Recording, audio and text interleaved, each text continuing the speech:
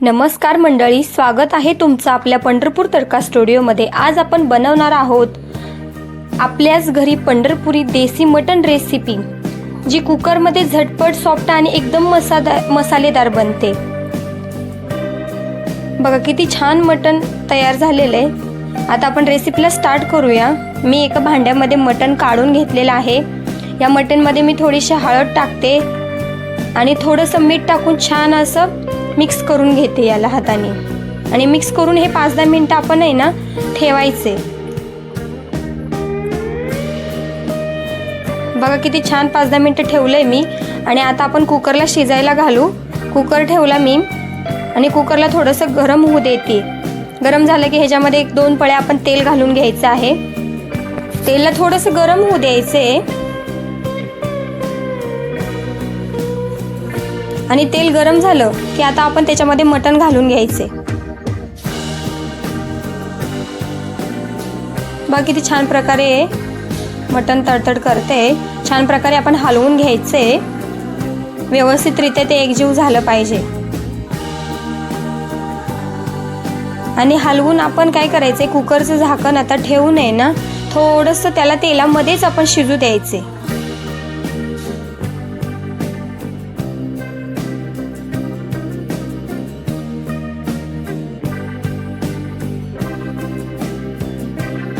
आणि थोडंसं शिजून झाल्यावरती कुकरचं झाकण काढून घ्यायचे आणि हलवून घेऊन थोडंसं पाणी घालायचं त्याच्यामध्ये आता आपण।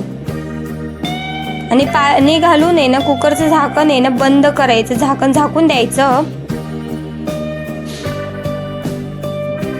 आणि आपल्या कुकरच्या हिशोबाने 3-4 शिट्ट्या होऊ द्यायच्या त्याच्या।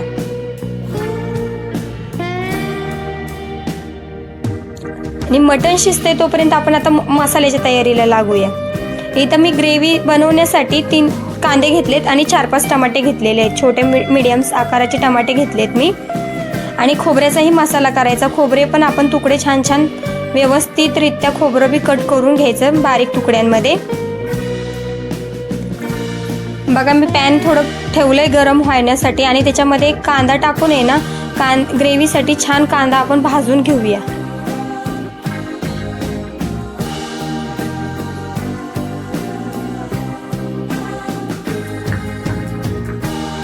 कांद्याला 5-1 मिनिटं भाजू ठेवायचं।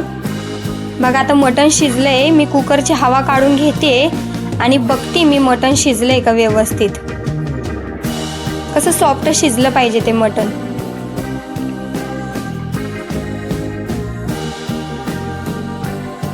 बघा मऊ शिजलंय। मी बघितलं व्यवस्थित हाताने की एकदम व्यवस्थित मटण शिजलेलं आहे। मी इकडं कांदा आता मी भाजायला ठेवलेला आहे। मी बघते उघडून कांदा भाजलाय का व्यवस्थित। आणि आता कांद्याला थोडंसं काय करते, परतून घेते। बघा थोडा ब्राऊन व्हायला लागलाय कांदा।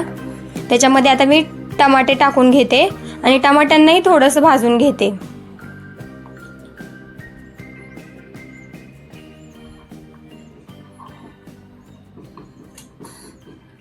टमाट्यांनाही छान प्रकारे भाजून घ्यायचं। मी थोडंसं झाकून 5 मिनिटं होऊ देते टमाट्यांना व्यवस्थित। आता थोडं आपण चिटकू नये म्हणून परतून घेऊया या मसाल्याला।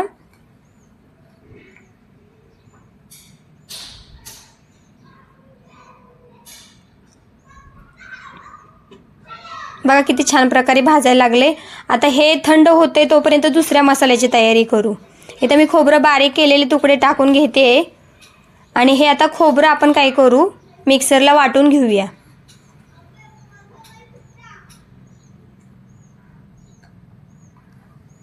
बघा खोबरं बारीक झालेलं आहे। त्याच्यामध्ये मी तीळ टाकले, थोडंसं लसूण टाकला आणि थोडीशी कोथिंबीर टाकली। आणि हे आता आपण बारीक करून घ्यायचे वाटण।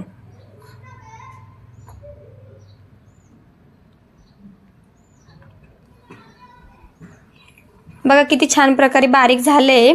आणि आता हे मी कांदा आणि टोमॅटो काय करते, थोडंसं ताटामध्ये काढून ठेवते थंड होण्यासाठी।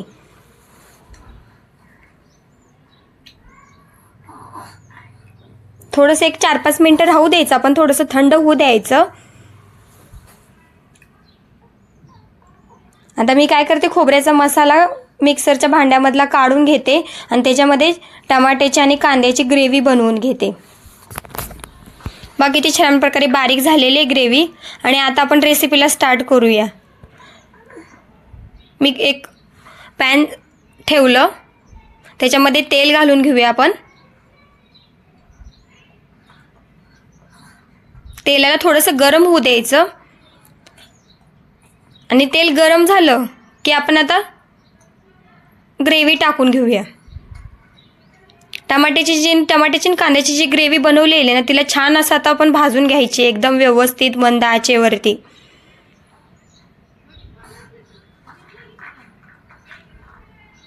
ग्रेव्ही भाजून झाले, आपण जे खोबऱ्याचा, लसूण आणि तिळाचा जो मसाला बनवला होता ना, तो मसाला आता मी घालून घेते याच्यामध्ये। थोडंसं ह्या मसाल्याला आता तेल कमी पडते, आपण आता थोडंसं काय करायचं, भाजून घेऊ नये ना, आवश्यकतेनुसार थोडं थोडं थोडं याच्यामध्ये तेल ॲड करायचं।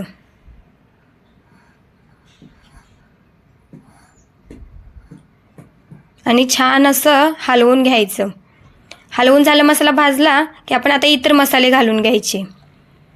मी धने पावडर घातले, मटन मसाला घातला याच्यामध्ये, लाल चटणी, काळं तिखट घातलंय आणि छान प्रकारे त्या मसाल्याला पण भाजून घ्यायचं आपण, ह्या मसाल्यांना पण।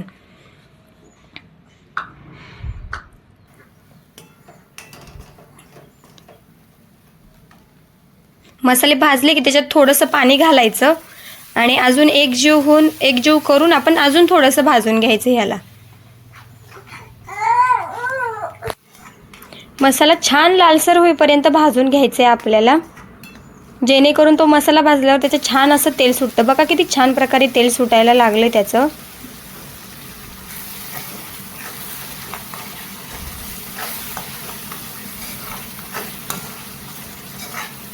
हळू भाजून झालं मंद आचेवरती की आपण आता त्याच्यामध्ये आहे ना, आपलं शिजलेलं मटण घालून घेऊया।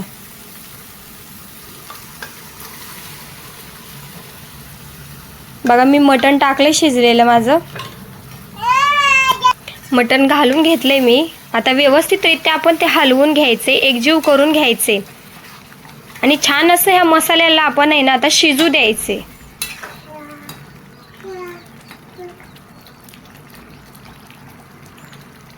जसं जसं मसाला शिजेल तसं तसं ते मसाला थोडं थोडं तेल सोडेल आणि छान असं त्याला कट येईल। बघा किती छान प्रकारे शिजतंय आणि किती छान भाजीला कट यायला लागलाय, किती भाजी छान दिसायला लागली, एकदम रेस्टॉरंट सारखी दिसायला लागली भाजी। आता त्याच्यावरती थोडासा मी घरकुलचा मटन मसाला घालून घेतला आहे आणि आता वरून आपण थोडीशी कोथिंबीर घालून घेऊया। बघा मी थोडीशी कोथिंबीर घालून घेतली आहे। पहिला घास घेतल्यावरच तुम्ही नक्की म्हणाल, वाव, असा स्वाद कुठेच नाही, इतकं सॉफ्ट मटण कधी खाल्लंय का तुम्ही? असे एकदा तुम्ही या पंढरपूर स्टाईलमध्ये तयार करून बघा। व्हिडिओ आवडला असेल तर लाईक करा, तुमच्या मित्रांसोबत शेअर करा, पंढरपूर तडका स्टुडिओला सबस्क्राईब करायला विसरू नका। बघा किती छान प्रकारे थाळी आपली रेडी झालेली आहे। धन्यवाद।